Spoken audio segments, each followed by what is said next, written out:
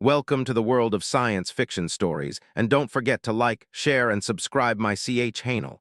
Enjoy the listening. Aliens scanned a human warship, and it was their biggest mistake. Commander Elena Santos stood at the observation deck of the UES Horizons, watching the quantum fold drive's AER fields ripple across the ship's crystalline hull. After 15 years of development, humanity's crowning achievement was about to make history. The Horizons wasn't just Earth's first faster-than-light vessel. It was a testament to human ingenuity, carrying technology that had rewritten the laws of physics themselves. "Final system check complete, Commander," Lieutenant Sarah Chen's voice came through the neural link.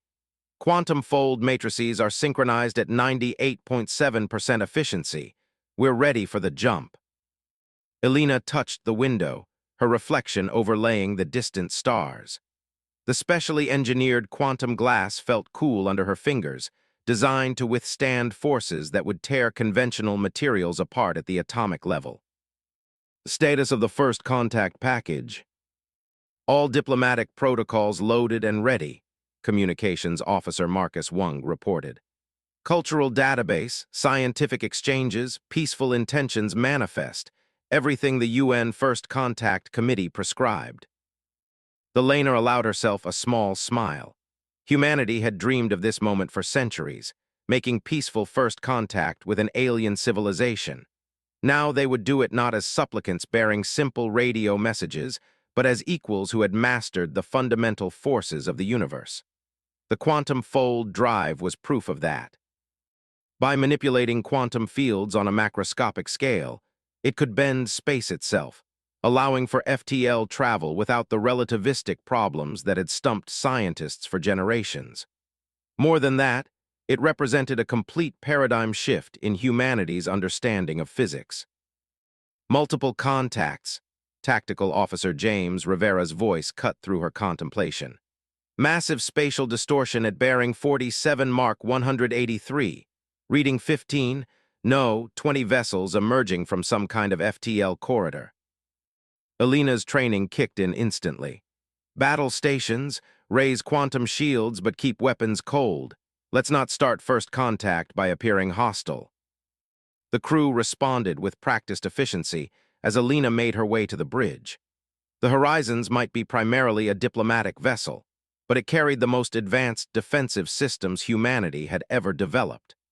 The same quantum field manipulation that powered their FTL drive could generate shields that could theoretically withstand the force of a supernova. The bridge was a model of calm precision when Elena arrived. The holographic displays showed the emerging alien fleet, sleek vessels that seemed to be made of some kind of living metal, their hulls shifting and flowing like liquid mercury. "Analysis?" Elena asked, taking her command chair. "Vessels range from frigate to dreadnought class," Rivera reported. "Definitely military configuration, but their weapon systems appear to be powered down. They're arranging themselves in what appears to be a standard patrol formation." "They're broadcasting," Wung announced. "Wideband transmission, multiple frequencies, universal translator is processing." "Got it." A harsh, clicking voice filled the bridge. "Attention, unidentified vessel.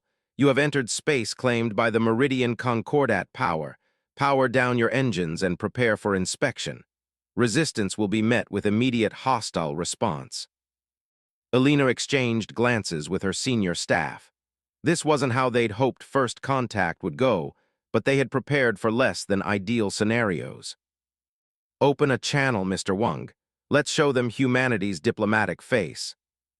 "Channel open, Commander." Elena straightened in her chair. "This is Commander Elena Santos of the United Earthship Horizons. We are on a peaceful mission of exploration and first contact. We were unaware this region was claimed territory and apologize for any perceived intrusion. We would welcome the opportunity for peaceful dialogue and cultural exchange." There was a pause, filled only by the subtle hum of the quantum fold drive at idle. "Your vessel's energy signature exceeds anything in our database. Explain this capability immediately." Elena could hear the fear, poorly hidden beneath the demanding tone. She'd been briefed on this possibility, that humanity's quantum technology might be beyond anything local species had developed. It was a delicate situation that could easily spiral into conflict if handled poorly. Our vessel utilizes a new form of propulsion we call quantum fold technology, Elena replied carefully. It is based on principles of quantum field manipulation.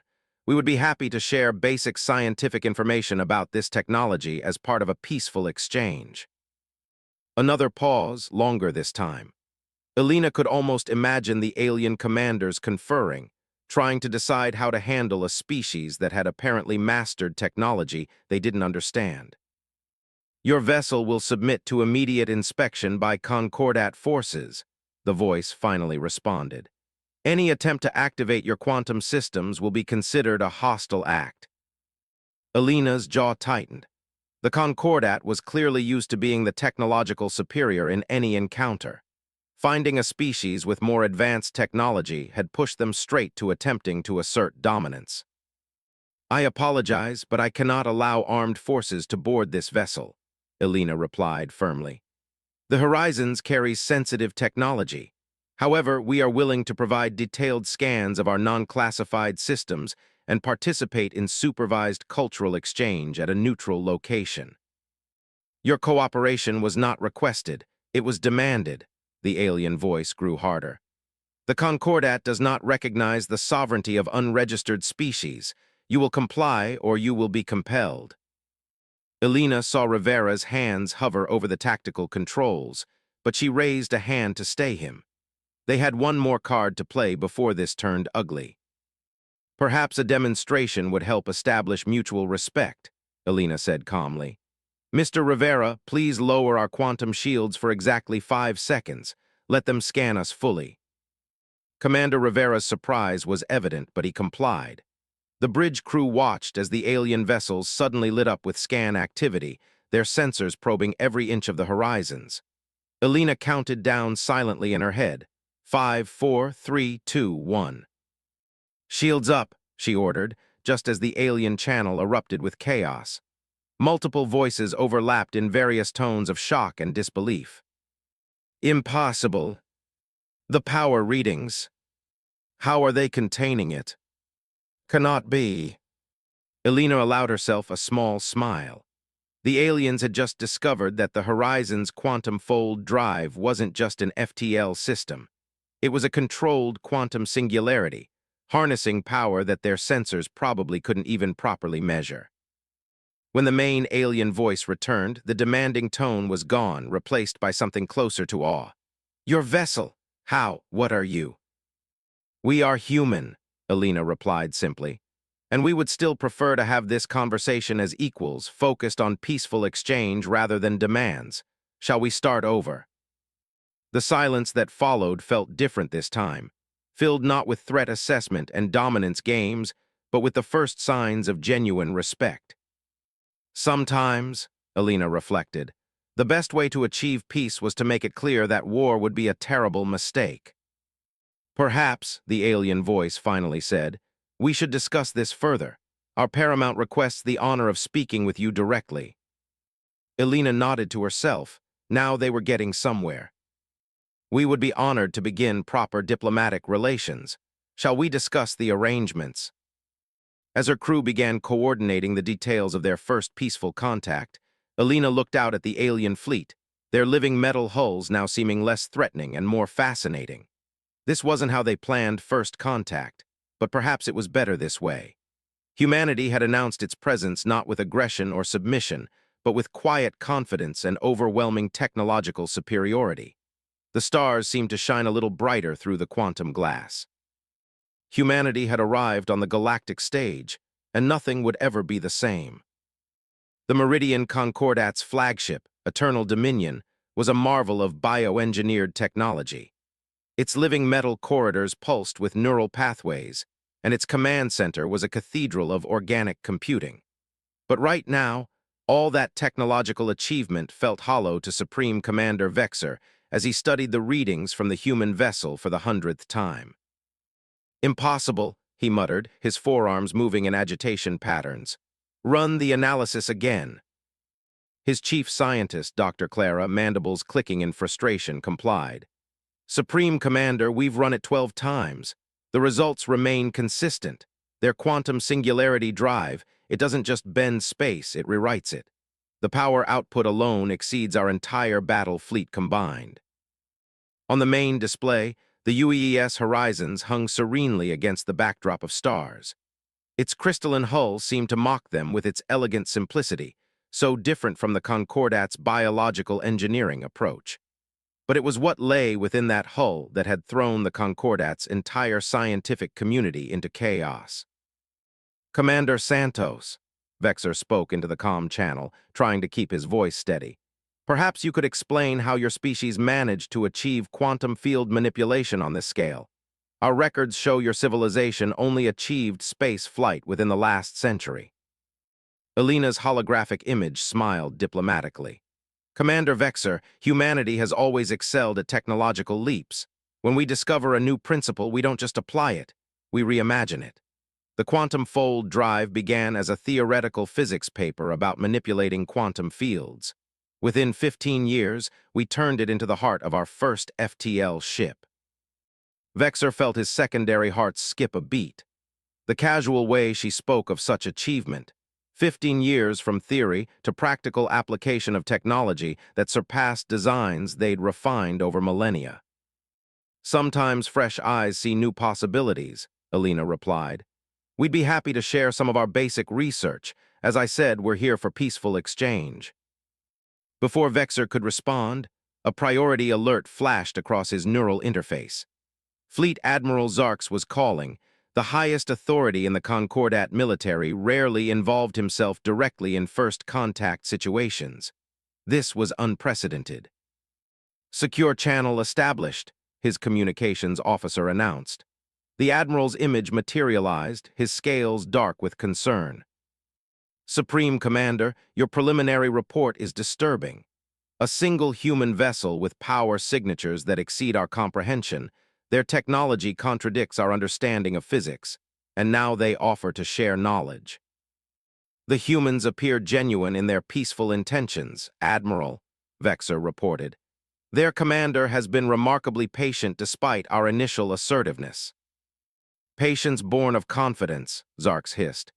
They know we can't threaten them. The question is, what do they want? No species simply gives away technological advantages. On another screen, Elena Santos waited calmly, her image a study in diplomatic poise. Vexer found himself wondering what lay behind that composed exterior. Did she know the chaos she'd unleashed in the Concordat's highest levels? Admiral, he said carefully, I believe this represents an opportunity. The human approach has been consistently diplomatic, perhaps instead of viewing them as a threat. Everything unknown is a threat, Zarks cut him off. Prepare a probe team. If they truly wish to share technology, they can prove it by allowing us to examine their vessel. Vexer felt his scales ripple with alarm. Sir, with respect, that could be seen as an aggressive act. The humans have already declined direct inspection. Then they prove they cannot be trusted, Zarks declared.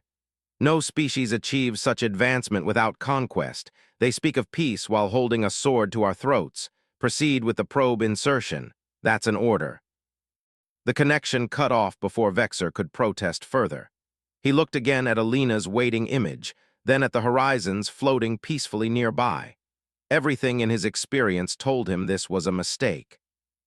Supreme Commander, his tactical officer called out, stealth probe is ready for launch. Vexer chittered a curse in his native tongue. Commander Santos, he reopened the channel, thank you for your patience. The Concordat leadership is processing your offers of exchange. Perhaps we could discuss the practical applications of your quantum field technology while they deliberate. Elena's expression didn't change, but something flickered in her eyes. Of course, Commander. Though I should mention your stealth probe's quantum signature became visible to our sensors the moment you powered it up. I would strongly advise against launching it. The bridge fell silent, their most advanced stealth technology detected before it even launched. Vexer felt his primary heart nearly stop. Commander Santos, It's all right, she interrupted gently. We understand the impulse to gather intelligence, but let me be clear. We designed our quantum detection system specifically because we knew we'd eventually meet other spacefaring races. There is very little you could do that we haven't prepared for. The implications of that statement hung in the air like a charged particle storm. This wasn't just about the quantum drive. Humanity had developed their technology with interstellar politics in mind from the start.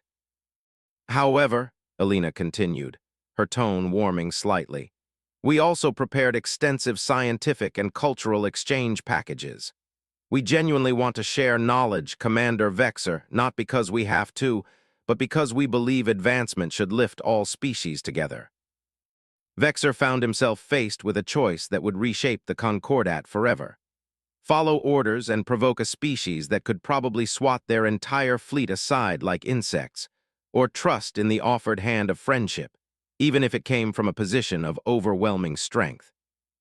The probe team is standing by, Supreme Commander, his tactical officer reminded him. Vexer straightened his spine. Sometimes leadership meant knowing when to disobey. Stand down the probe, clear all weapon systems. He turned back to Alina's image. Commander Santos, perhaps we could begin with an exchange of cultural databases. I find myself very curious about a species that developed such power yet speaks so earnestly of peace. Alina's smile reached her eyes this time. We would be delighted, Commander, and perhaps over that exchange, we could discuss why your Admiral Zarks is currently mobilizing the Concordat Reserve Fleet. Vexer's secondary hearts nearly seized. They detected that too, the movement of ships dozens of light years away.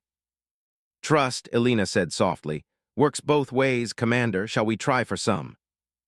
Looking at the human ship's crystalline hull gleaming with quantum energy, Vexer realized that the galaxy had changed forever.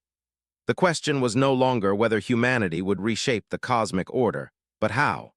And perhaps, he thought, that reshaping could begin right here, with a choice between fear and understanding.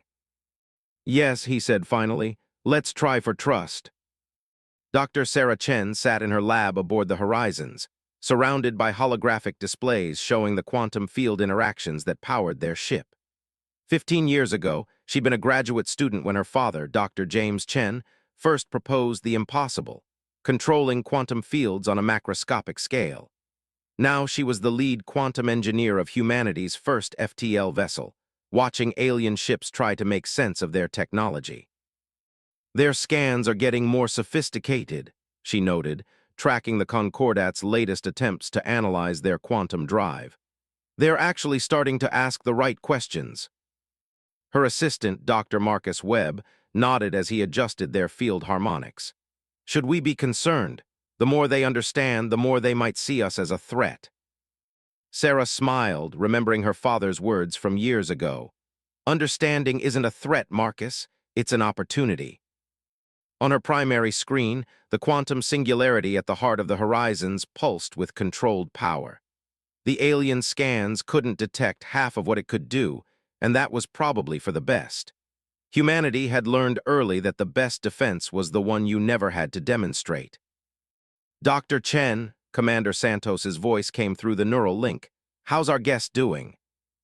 Sarah glanced at the sealed observation room where Concordat Science Officer Clara was watching their quantum field demonstrations. The alien's mandibles hadn't stopped twitching since they'd started showing her the basics of human quantum manipulation theory. She's processing, Sarah replied. I think we broke her worldview about 6 times in the last hour, but she's asking brilliant questions. The Concordat may be militaristic, but their scientists are sharp. Good, keep her engaged. The more they understand, the less likely Admiral Zarks is to do something unfortunate with that fleet he's gathering. Sarah's hands moved across her holographic controls, adjusting the quantum field demonstration. Speaking of which, the latest long-range scans show he's assembled quite a force. 87 capital ships, all with what they consider advanced weapons. Concerned, Sarah thought about the full capabilities of their quantum drive, most of which were still classified even to their alien guests. Not really, but I'd rather not have to show them why. The quantum displays flickered, as another scan wave from the Concordat fleet washed over them. Sarah could almost feel their frustration. They kept trying to reconcile human quantum technology with their understanding of physics, not realizing that humanity had essentially rewritten the rulebook. Fascinating, Clara's clicking voice came through the lab speakers. Your quantum field cohesion should be impossible at this scale. The power requirements alone would be impossible with conventional technology. Exactly, Sarah agreed. That's why we had to develop quantum cascade reactors first. Once we could handle the power curves, the rest was just mathematics, really, really complicated mathematics. Clara's 4 eyes blinked rapidly. Your species developed quantum cascade technology as a prerequisite to your drive system. We considered such technology theoretical. Theory is just practice waiting to happen, Sarah quoted her father again. Humanity has always been good at turning impossible into when do we start. A priority alert flashed across her quantum screens. Sarah's hands flew across the controls, her augmented reflexes keeping pace with the cascade of data. Commander, we've got movement. The Concordat Reserve Fleet just made an FTL jump. They'll be here in 6 hours. Understood. Keep working with Clara. The more allies we have among their scientists, the better our chances of resolving this peacefully. Sarah turned back to her alien guest, whose mandibles were clicking rapidly, their equivalent of nervous fidgeting. Your admiral fears us, she said softly. Can you blame him? Clara responded. Your technology, your capabilities, they change everything. The Concordat has been the dominant power in this sector for millennia, now in a single day. Change is scary, Sarah acknowledged, but it's also an opportunity. Humanity didn't develop this technology to dominate anyone. We did it because we wanted to reach the stars, to learn, to grow, to see what's out there and understand it. Clara moved closer to the quantum field display, her multiple limbs moving in complex patterns that Sarah's xenobiology training identified as deep thought. Your power could reshape the galaxy, yet you speak of peace and exchange. Power isn't just about destruction, Sarah said, remembering the countless times her father had emphasized this point during the quantum drive's development. It's about possibility. The same quantum fields that could tear a ship apart can also heal radiation damage, clean polluted atmospheres, even terraform worlds.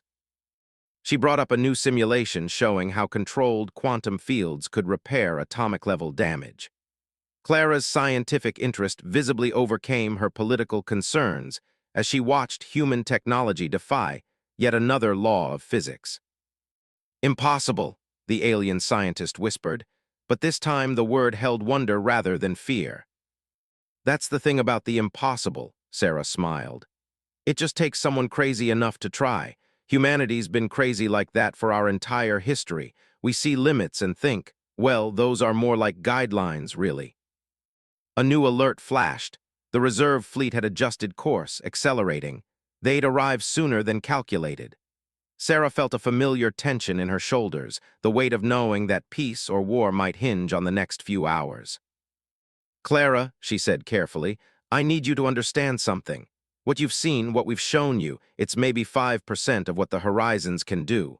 We're not showing off, we're holding back a lot because we don't want anyone to feel threatened. But if your admiral forces our hand... The alien scientist's color shifted, her scales darkening with comprehension. You've been demonstrating basic principles, haven't you? Just enough to prove your advancement, but not enough to show exactly. Sarah confirmed. The quantum fold drive isn't just an engine. It's a door to understanding the universe in ways your people haven't imagined yet. We want to share that understanding to help all species grow together. But if we're attacked... She let the thought hang there, watching Clara process the implications. The alien scientist turned all 4 eyes toward the quantum core display, watching the controlled power of a technology that had rewritten the rules of physics itself. I need to speak with Supreme Commander Vexer, Clara said finally. He needs to understand what's really at stake here. Sarah nodded, hope mixing with caution in her chest. I'll have Commander Santos arrange it, and Clara, thank you for being willing to learn instead of fear. As the alien scientist left to make her report, Sarah turned back to her quantum displays. 6 hours until the reserve fleet arrived. 6 hours to prove that humanity's greatest power wasn't in their technology, but in their willingness to use it for peace rather than dominance. Her father would have been proud. Admiral Zark stood on the command deck of the Concordat dreadnought Inevitable Dominion, his scaled hands clasped behind his back as he watched the tactical display. 87 capital ships, the finest the Concordat could muster, arranged in perfect attack formation against a single human vessel. "Status of the horizons?" he demanded. "Unchanged, Admiral," his tactical officer reported. "They've maintained their position. No weapon signatures detected. Their quantum field remains active but stable." Zarx's secondary hearts pulsed with irritation. The humans' apparent calm was maddening. Didn't they understand the force arrayed against them, or did they simply not care? "New transmission from Supreme Commander Vexer's vessel," communications announced. "Priority 1. "Ignore it," Zark snapped. He'd heard enough of Vexer's cautious, diplomatic nonsense. "Begin combat deployment. Show these humans what real power looks like." On the Horizon's bridge, Commander Elena Santos watched the Concordat fleet's movement with calculated interest. "They're taking offensive positions," Lieutenant Rivera reported from Tactical. "Energy signatures rising across their fleet." "Dr. Chen," Elena called through the neural link, "status of our quantum fields." "Ready for anything, Commander," Sarah's voice came back steady. "Though I really hope we don't have to show them everything we can do." Elena shared the sentiment. The Horizon's full capabilities were classified for good reason. Open a channel to Admiral Zarx's flagship. One last try at reason. The alien admiral's image appeared, his scales dark with barely controlled aggression. "Commander Santos, your time of playing at diplomacy is over. Submit to Concordat authority or be destroyed." Elena kept her voice calm, reasonable. "Admiral, you've seen a fraction of our capabilities. Your own scientists confirm we possess technology far beyond your understanding. Why push this to conflict?" "Because you are a threat," Zarx's tail lashed behind him. "No species simply appears with such power and peaceful intentions. You plan conquest, your restraint is merely tactical." "No, Admiral," Elena sighed. "We plan cooperation, but if you force this confrontation, you will learn exactly why we chose restraint. Stand down your fleet." "You dare threaten?" "Not a threat, a fact. Last chance, Admiral. Honor and pride are poor substitutes for wisdom." Zarx's scales flushed with rage. "All ships open fire, show these humans the might of the Concordat." Energy beams and plasma torpedoes erupted from 87 capital ships, enough firepower to shatter a small moon. Elena didn't even flinch. "Dr. Chen, demonstration protocol Alpha 1, if you please." The space around the horizons shimmered as multiple layers of quantum fields adjusted. The Concordat's barrage hit the outer layer and simply ceased to exist, not deflected, not absorbed. The energy was gone, converted to quantum potential, and fed back into the horizon's systems. "Well," Sarah's voice carried a hint of amusement, "that just charged our batteries to 127% capacity. Should I send them a thank you note?" On the tactical display, the Concordat fleet's formation wobbled as they registered their attack's complete failure. "Status of their weapons?" Elena asked. "Recharging," Rivera reported. "They're diverting power from engines to weapons, preparing for another barrage." "Admiral Zarx," Elena opened the channel again, "as you can see, attacking us is pointless. However, since you seem to only respect demonstrations of power." She nodded to Rivera. "Tactical disable their weapon systems, quantum pulse, minimum intensity."